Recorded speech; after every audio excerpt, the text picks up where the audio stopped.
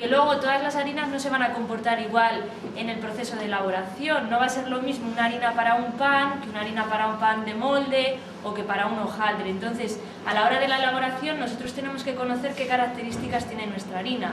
De hecho, vosotros trabajáis en el obrador, ¿no? Me imagino.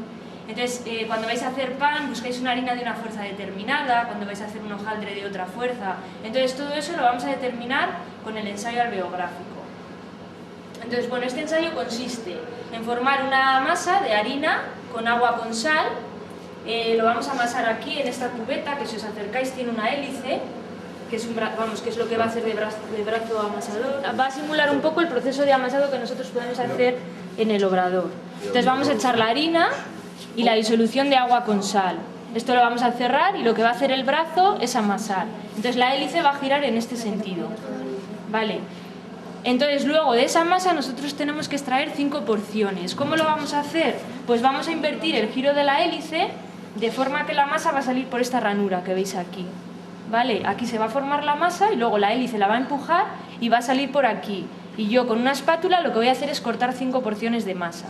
¿Vale? Entonces esas porciones que yo corto, como las corto más o menos a ojo, pues no van a ser homogéneas. Entonces lo que tengo que hacer es buscar que todas sean de la misma forma y del mismo tamaño, para que la diferencia entre ellas sea lo menor posible. La vamos a cortar y las vamos a dar a todas la misma forma. Va a tener una forma de círculo y de un grosor determinado. Y esas 5 porciones de masa lo que vamos a hacer es dejarlas reposar. Un periodo también determinado que ahora vamos a ver cuánto es. Y tras ese periodo lo que vamos a hacer es someterlas a una presión por aire. Vale, entonces va a ser un poco como lo que ocurre cuando nosotros tenemos un chicle en la boca. Nosotros lo que vamos a hacer es insuflarle aire y se va a formar una burbuja. Pues aquí lo que vamos a hacer es lo mismo. Vamos a colocar la masa aquí. Aquí dentro hay una bomba de aire. Compresor. Sí. Entonces nosotros vamos a apretar la masa por los bordes para que al meter aire por abajo no se salga. Entonces se va a formar como una bola, como cuando nosotros inflamos un chicle. Entonces todas esas variaciones de presión que se producen en la burbuja, el equipo lo va a transformar en forma de gráfica.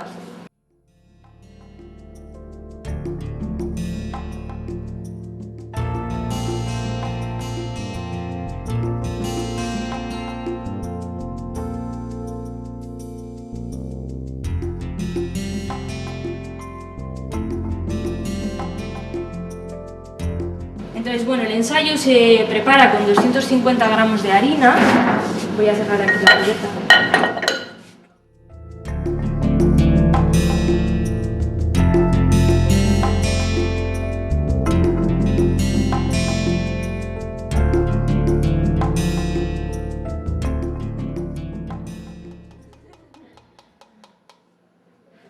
Y la disolución de agua con sal es agua con cloruro sódico al 2,5%. Vale, entonces la cantidad de disolución que tenemos que añadir va en función de la humedad que tiene nuestra harina. Vale, entonces hay una tabla, que la tenemos aquí pero que no se usa, ahora veréis por qué, en el que viene tabulado en función de nuestra humedad los mililitros de disolución que tenemos que añadir. Vale, entonces nuestra harina tiene un 13,3. No viene aquí, pero interpolaríamos, por ejemplo. Buscaríamos el valor en mililitros que nosotros tenemos que añadir. Entonces, todas las buretas vienen graduadas en mililitros. Nosotros las rellenaríamos a los mililitros marcados. Pero esta bureta ya viene calculada, porque esto es tabulado. O sea, digamos que la relación que hay siempre es constante. Entonces, en lugar de venir graduada en mililitros, viene graduada en porcentaje de humedad. De forma que los mililitros que me dice que tengo que añadir para 13,3 son los mismos que si yo vengo aquí y enraso directamente a la humedad, 13,3, ¿vale? Entonces es mucho más práctico y más cómodo.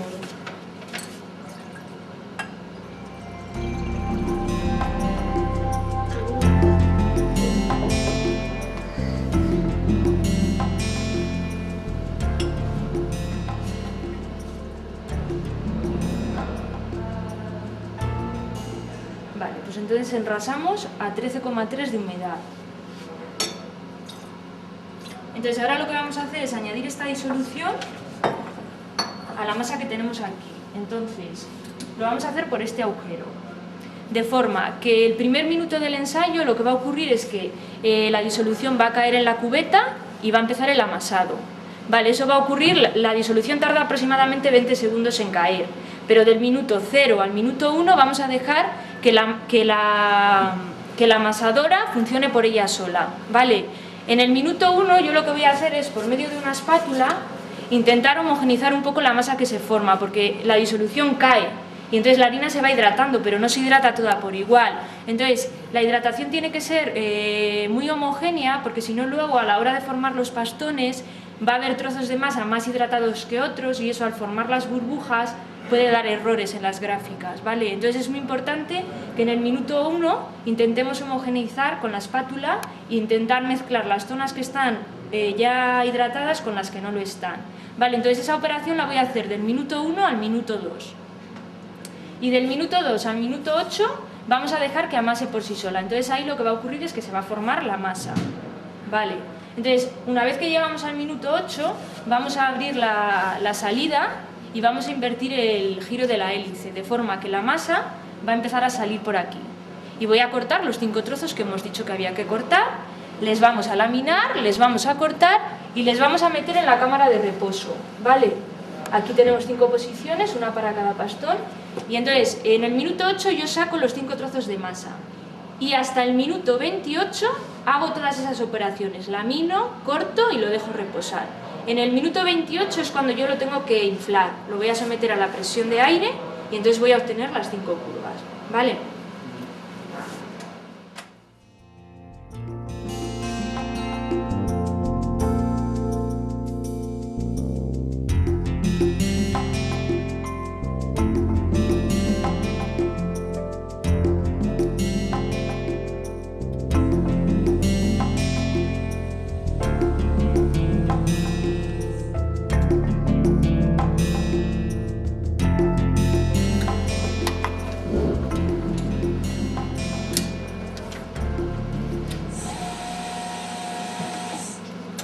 Bueno, y como ya llegamos al minuto 2, ahora lo que hacemos es esperar hasta el minuto 8. Entonces lo que va a pasar es que esta masa, mirad cómo está ahora, y luego antes del minuto 8 vemos cómo está, y vamos a ver que ya se ha formado una masa homogénea. Ahora lo que está es llena de grumos, de parte hidratada y parte que no está hidratada.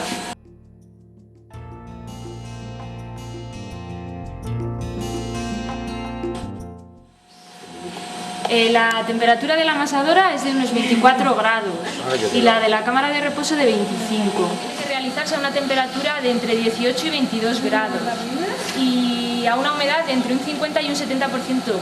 Entonces nosotros lo que tenemos es un humidificador para, en el caso de que nuestra humedad esté por debajo de ese 50%, crear humedad ambiente. Y en el caso de que nuestra temperatura esté por debajo o por encima de del rango que nos permite, utilizaríamos el aire acondicionado.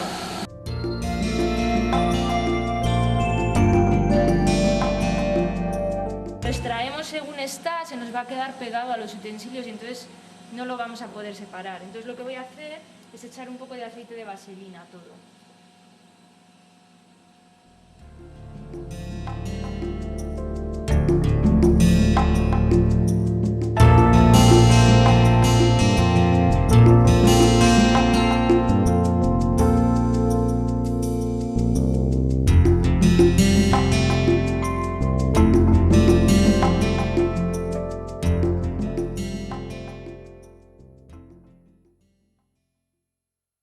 Es invertir el giro de la hélice para que ahora la masa venga para acá. Va despacito, Entonces el primer trozo le vamos a que no se pegue la masa. Claro, es que si no echo vaselina se queda pegado en las chapas.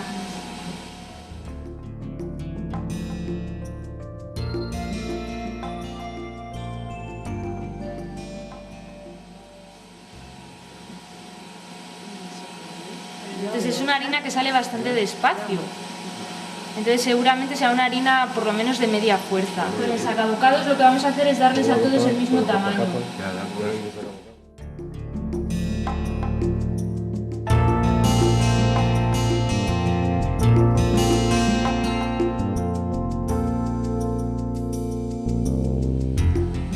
Para homogeneizar la altura decía que le daban 12 pasadas con el rodillo, ¿verdad? Sí, 12.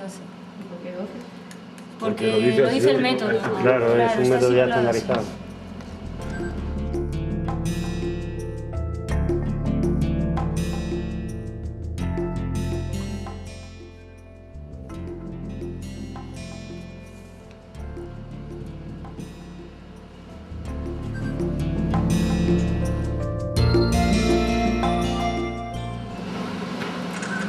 Cámara de fermentación. De reposo, sí.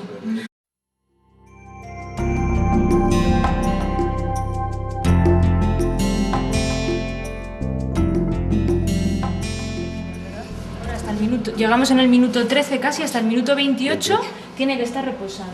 Entonces, mira.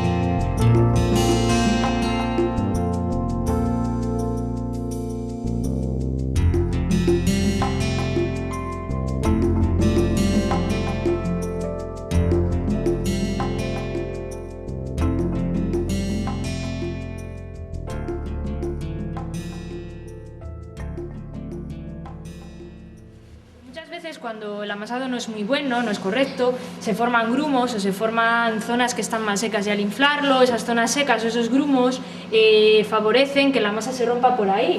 Pero no porque esa masa no sea capaz de estirar más, sino porque no puede estirarse porque hay un grumo, entonces se rompe antes de tiempo. Entonces quizás habría algún grumo que yo no he visto porque estaba más pendiente de que lo vierais vosotros que de mirarla. Vale, entonces el equipo nos da la posibilidad de que si alguna curva hemos visto que estaba mal hecha, mal formada, con grumos, nosotros la quitamos. Entonces lo que nos hace es recalcular la media con las curvas que le hemos dejado. Vale, entonces nos da una harina con una tenacidad de 56. Esas dos las vamos a inflar a las 2 horas para ver si tiene degradación, ¿vale? Que es lo que os decía al principio. Entonces es una harina que tiene 218 de fuerza, es una harina de media fuerza. Y ya lo veíamos al extraerla, que era una harina que salía un poco lenta. Las harinas que son muy flojas salen muy rápido y las harinas que son todavía más fuertes salen muy despacio y además tienden a hacerse un rulo, tienden a volver hacia atrás. Entonces la vamos a poner un nombre, el que vosotros me digáis. Contigo.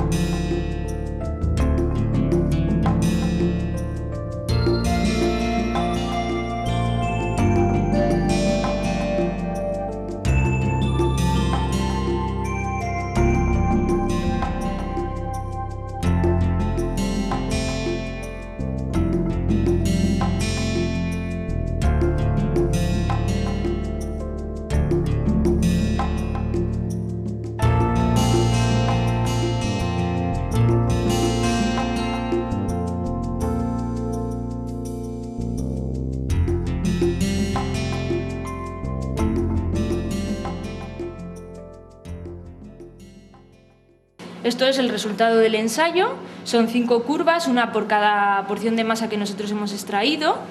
Y entonces, ¿qué parámetros nos va a dar? Bueno, pues el primero que nos da es la altura de la curva, ¿vale? Que es lo que nosotros llamamos tenacidad.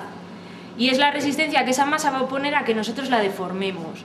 Entonces, en el caso que yo os decía del chicle, Cuando nosotros queremos hacer una pompa, hay chicles que cuesta mucho que nosotros les inflemos, oponen como mucha resistencia. Pues lo mismo va a pasar en las harinas. Hay harinas que oponen mucha resistencia que nosotros las deformemos. Sin embargo, hay otras que a poco aire que nosotros expulsemos se hinchan. Pues lo mismo ocurre en las harinas.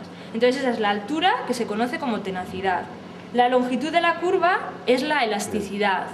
Vale, entonces una vez que nosotros la hemos deformado, hemos conseguido formar la burbuja, lo que va a ocurrir es que se hincha hasta un punto en el que se rompe. Vale, igual que en el chicle, para que os hagáis la idea, nosotros formamos la burbuja y llega un momento en el que se rompe. Entonces hay burbujas que se hinchan más y burbujas que se hinchan menos. Entonces una harina muy extensible va a hinchar mucho y va a dar una longitud de curva muy larga. ¿Y voy un poco rápido? Va a ser perfecto. Va a dar una longitud de curva larga, y una harina que sea poco extensible, nada más inflarla se va a romper, entonces va a dar longitudes de curva cortas. Vale. Y luego está el parámetro de la fuerza, que es el área que queda englobado dentro de la curva.